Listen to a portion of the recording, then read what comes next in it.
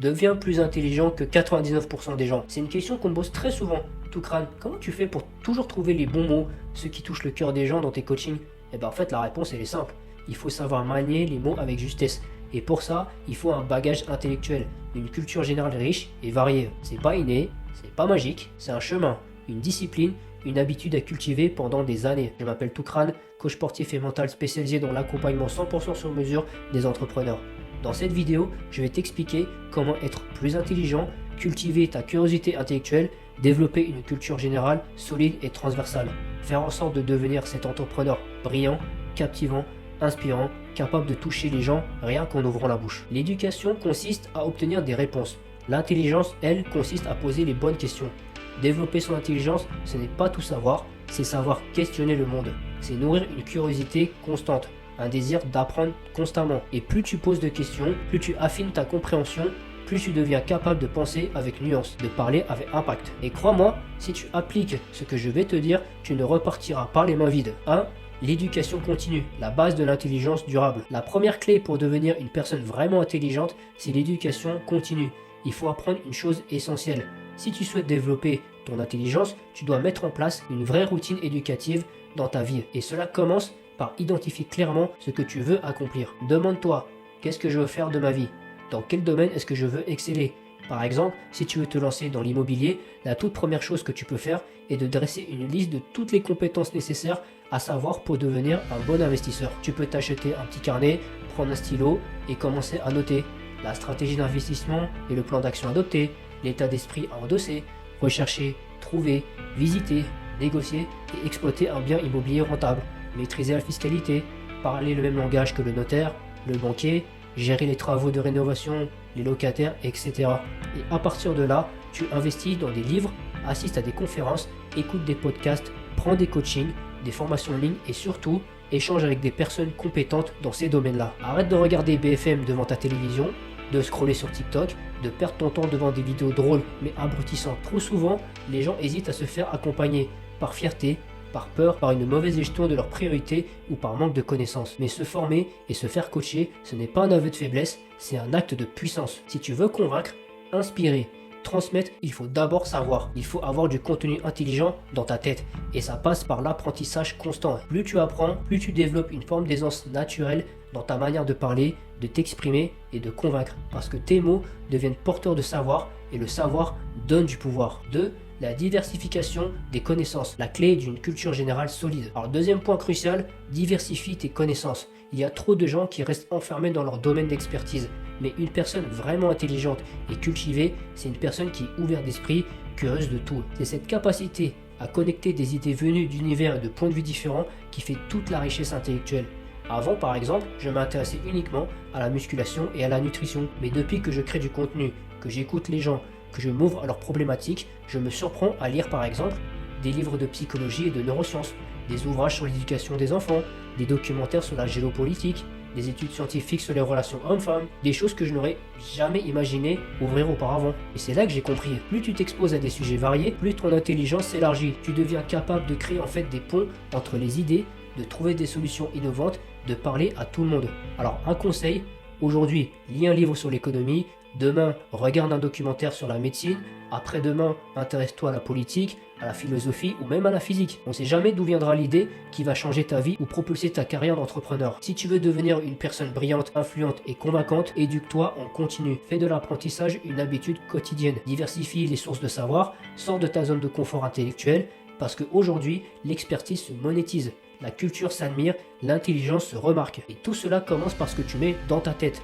ce que tu regardes, ce que tu écoutes jour après jour. 3. La pensée critique, un super pouvoir trop sous-estimé. La troisième étape pour devenir une personne véritablement intelligente, c'est la pratique de la pensée critique. T'en as beaucoup qui ne le font pas parce qu'ils pensent que remettre en question ou ne pas être d'accord, c'est déranger, c'est ne pas être normal.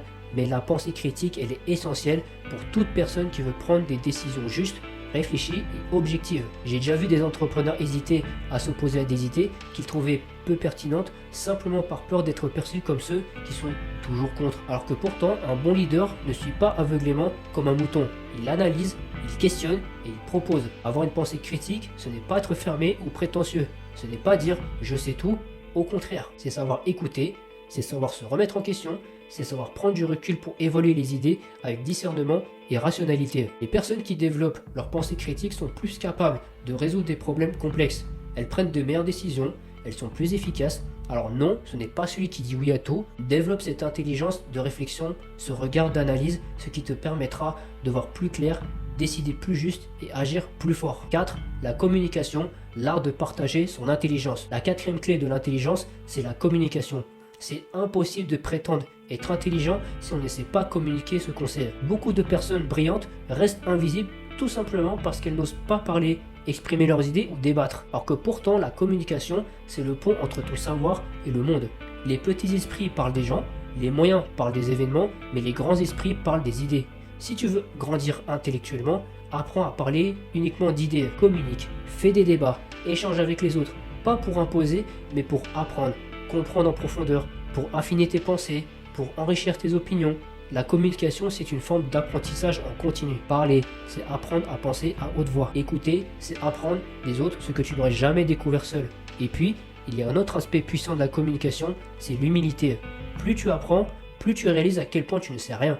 Et cette prise de conscience va te pousser à encore plus apprendre, à rester curieux, à toujours chercher plus loin. L'intelligence s'accompagne toujours d'humilité parce qu'on comprend vite que le savoir il est infini. 5. L'écoute active, l'intelligence du silence. La cinquième clé de l'intelligence, c'est l'écoute active. On en parle très peu et pourtant c'est l'un des fondements les plus puissants de l'intelligence véritable. Les personnes vraiment intelligentes sont toujours d'abord d'excellents auditeurs. Elles écoutent attentivement, elles posent des questions, elles observent, elles analysent en silence. L'intelligence ne se mesure pas à ta capacité à parler, mais à ta capacité à écouter pour comprendre et non juste pour répondre. Il y en a beaucoup qui croient qu'ils doivent tout montrer, tout prouver, tout savoir. Mais en réalité, plus tu parles sans écouter, plus tu t'éloignes de la sagesse. Alors je le dis souvent, mais si tu veux apprendre et être plus intelligent, ferme ta bouche, ouvre grand les oreilles. C'est d'ailleurs pour ça qu'on n'a qu'une seule bouche et deux oreilles. C'est pour écouter plus que parler. Même quand tu crois savoir, même quand tu maîtrises un sujet, pose des questions quand même.